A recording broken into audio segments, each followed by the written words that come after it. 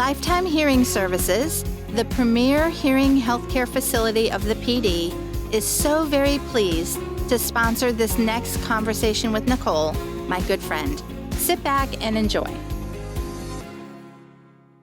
Hi, everyone. Welcome to Conversations with Nicole. Today, I'm excited to have as my guest today, Lauren Rust. She is the executive director and founder of the Lowcountry Marine Mammal Network. Now, Lauren came about as my guest today because not too long ago, I had the experience of seeing a pod of dolphins in the Daniel Island, South Carolina area. They came up to our boat. They started dancing around, really putting on a quite extraordinary show. And of course, we videotaped it and I put it out there and said, oh, what a true experience from God today to see these wonderful dolphins. Little did I know there were some things that we did wrong when the dolphins came up to us. The video went viral and Lauren reached out and said, hey, let's talk about this and maybe we can use your platform to educate. So Lauren, I want to thank you for reaching out to me and letting me know about our video and some things that we could have done differently, all in the name of really protecting our marine life. So thank you, and thank you for joining me today.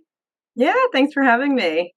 So I just I explained what happened with us that day on the boat. When the dolphins came up, we didn't lure them in, we didn't feed them, but they surrounded our boat and kind of kept hanging out that day. Talk about what was happening that day with the dolphins. You know them well, and you know why they did that. Yeah, so I think it's helpful that I have a lot of background and experience, right? So we do know this group of dolphins, which I wouldn't expect most visitors or your group to know what these animals were doing, but we do know a group of dolphins, which I suspect was the same group, and there's a few others locally. They're basically begging for food. And I can tell that in the video, and lots of videos like yours, the dolphins will approach, with sort of this head up behavior, kind of like your dog might beg for a treat. They sort of sit, they, look cute. And they usually have their head up. That to us is a typical, begging behavior versus a normal dolphin sort of just cruising through the surface. You don't typically see their faces. And so they get this behavior basically from having been hand-fed before your interaction. And this group we know have been hand-fed for could be years. And so they approach boats looking for just another treat. And we know there's a gang of about 4 of them that kind of go from boat to boat, hoping somebody will feed them. And that's who you likely interacted with in your interaction. Yeah, you actually described them as a pot of beggars. Is that correct? Yeah, it's definitely seems to be, once you're a beggar, you're sort of always a beggar because the cycle continues. And that's why, we want to educate others that how can we break the cycle, because it can be broken and they have successfully done that in other areas. But this group is typically a group of 4, and they sort of just go around looking for an easy meal because it's easier to beg than it is to go around hunting for your own food. And we see this all around Charleston. And so when I reached out to you, it was like, how can we, educate others what this looks like and then what to do? When that happened to us, we thought, oh, what a rare treat, right? For us, we did some things wrong. We thought, oh, it's too bad we don't have any food to give them. And oh, what if we reached out and touched them? And all very innocent with the things that we were doing. But what we were doing was very wrong. And they've gotten food in the past, right? Sometimes it's incidentally, maybe a fisherman throwing off a fish, and sometimes it's from boaters. So it is illegal to harass and to feed wild dolphins. So just think about it like any other wild dolphin or animal, an alligator or a bear. You're always discouraged from feeding them. It basically they get used to humans. So although it is illegal, it's more important for their safety. So for one thing, they shouldn't probably be eating the food that most people are going to be giving them off a boat. It's chips or hamburgers. Sometimes it's old bait. And so that's just not good for, the dolphins' health and for their diet. More importantly, these dolphins just keep approaching boats. And so that's dangerous for the dolphins for several reasons. One, they lose their wariness of boats. And so that just puts them too close to boats, and we often see boat strikes. And so again, I doubt a boater's trying to hit a dolphin, but when you have dolphins and boats too close, sometimes it just happens. Secondly, they will teach their young how to beg. And there's actually been studies done for mothers that were beggars. The likelihood of their calf surviving was less than an animal that was not a beggar for a few reasons. Did not know that. Yeah, she's spending more time begging, so she's spending less time caring for her calf. They're also getting too close to boats, and as a young calf that's not a great swimmer, not used to boats, maybe when you're in your 30s, you've gotten a little more savvy around boats, so the calves are more likely to get hit by boats. And then the calves, just eating things that, again, aren't great for their diet. And third, retaliation. Unfortunately, we've actually seen dolphins that have been shot at, have been cut, because for some boaters, say a fisherman whose livelihood is fishing, he doesn't want a dolphin coming up and maybe stealing his bait, stealing his fish or his catch. And while it might be cute to your group, and it, to a fisherman, that's money, right? And so we've had people retaliate against the dolphins for that reason. And so, I do want to be very clear. I think your interaction was very innocent, and most of the interactions we see, but having this conversation of, and we hate to talk about it, but why is it so terrible for these begging dolphins? It's usually at their risk. Is really important that people understand, so we can stop it. What should we have done that day when we saw all this happen? Obviously, don't touch, don't feed, but what else could we have done to say, oh, these are cute, but we know we need to do what? I think the main thing, like in your situation, we just tell people to keep moving. Again, like a dog, if they don't get the attention, if they don't get the snacks, at some point they would hopefully stop begging. And so these animals need to go back to hunting. And so I would say, obviously you're going to take a peek, but keep on moving, ignore them. Don't give them any attention. Obviously don't feed them. For fishermen, because a lot of people do catch and release. And so being very vigilant if there are dolphins near your boat, not to release your fish right near, because dolphins are incredibly smart. And yes. it can take them a few times for them to, oh, this is a fisherman. We know he's going to, and they can actually pick up on boats and boat motors. We know this boater is a fisherman. We know he does catch and release. I don't know if they're thinking in it that way, but we know that fish often come off this boater, and so they'll hang around that boater just waiting for him to release. So just being, observant and not tossing. And then also with your bait as well. We know at the end of the day, often fishermen will discard just, bait they didn't use or, parts of, bait. And so again, just being aware if dolphins are present, to maybe take that inshore, dump it in the trash can instead of right, into a dolphin's mouth. It is amazing how smart they are. It is Absolutely incredible, because what you're saying is they do start repeating these behaviors, and you don't want them to be reliant upon humans for their existence, but on the nature in which they exist. A lot of work done down in Hilton Head Island. There was a number of begging dolphins, and one animal in particular, his name was Beggar, I believe. That was appropriate. Yeah. NOAA, the National Ocean Service, that's a federal agency that protects marine mammals and says, it's not allowed and it's what the laws are.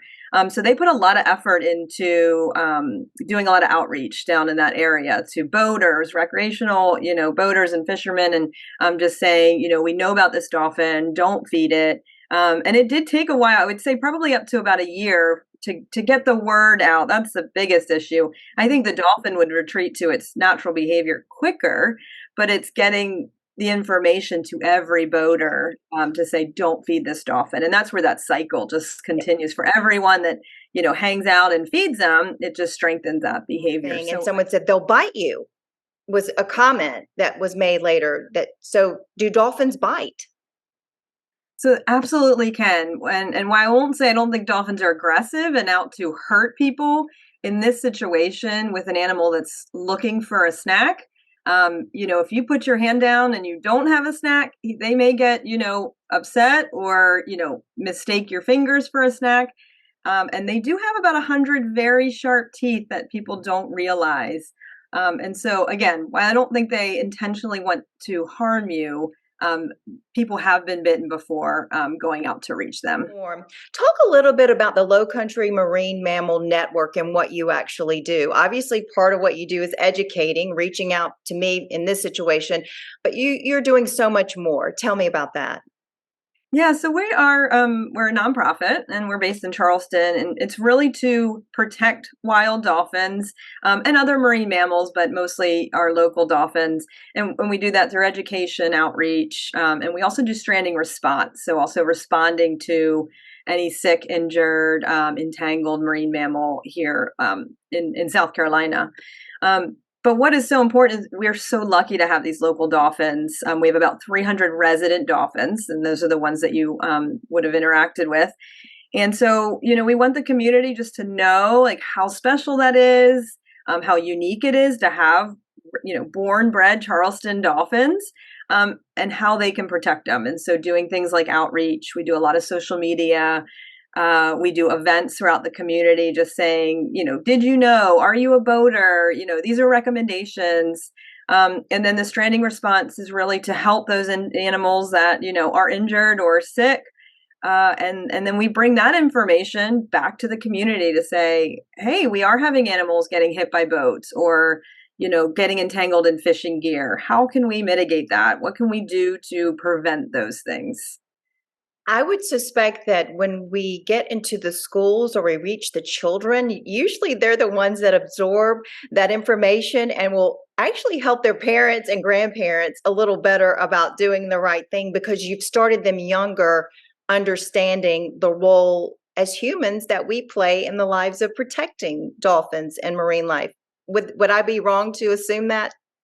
No, absolutely. Kids They are are the best in helping they keep are. parents and grandparents straight. And I love, talking. We do a lot of youth programming, both in schools and summer camps. And I love talking to kids, and then they go directly to their parents and either tell them what they learned or, correct them sometimes and say, Mom, you shouldn't be doing that. So and so told me that that's not right. And that's like a shining moment because that, that will launch them in their life, hopefully a lifelong love and respect and want to protect these animals from an early age. I just think that's something you really carry on through your whole life. And so we do feel like it's super important to educate the youth. We work with, eco tour companies. We work with boat rentals, just getting, through social media outlets, just how do you reach the masses? Not only our locals who do know, are hearing our information, but how do we reach all the visitors that come in, want to see dolphins, but we don't expect to know all the, rules and regulations. So that's hard. Well, that was me. Didn't know all the rules and regulations, and I sort of feel like I know some things at this point in my life, but there's always more that we need to learn and to understand so that we can protect our animals and those in the water and on the ground and in the sky. Okay, so I want to empower my audience to say to find the importance in what we're talking about, and wherever you live, work, play, be mindful of your area, especially wherever you're visiting, or if you're lucky enough to live along the coast. Make sure you know the rules and how to protect the marine life in your area is really important. So it's good to know that there are agencies and nonprofits out there that are doing what you're doing to educate and help protect and the dolphins and the marine life. So any final thoughts that you want to share as we close? I mean, how can people learn more about what you do and what do you want them to know? Yeah, I would absolutely encourage you to check out our website, which is lmmn.org. We have lots of great information about marine mammals in general, obviously regulations and lots of, great information about our local dolphins.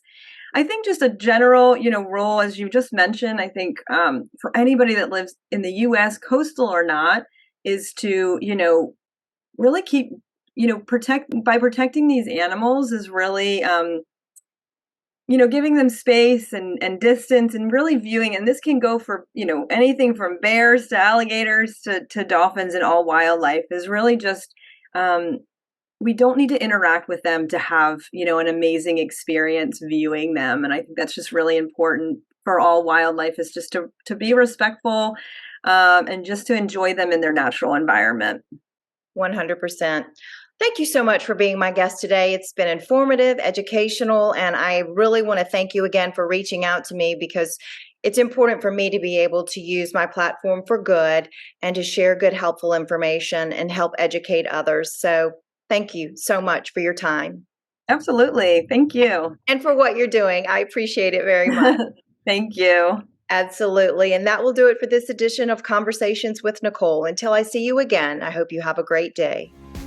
This segment of Conversations by Nicole is sponsored by Lifetime Hearing Services, with 3 locations in Florence, Hartsville, and Camden. Visit us on Facebook and at lifetimehearingservices.com. Until next time, be well, stay grateful, and be blessed.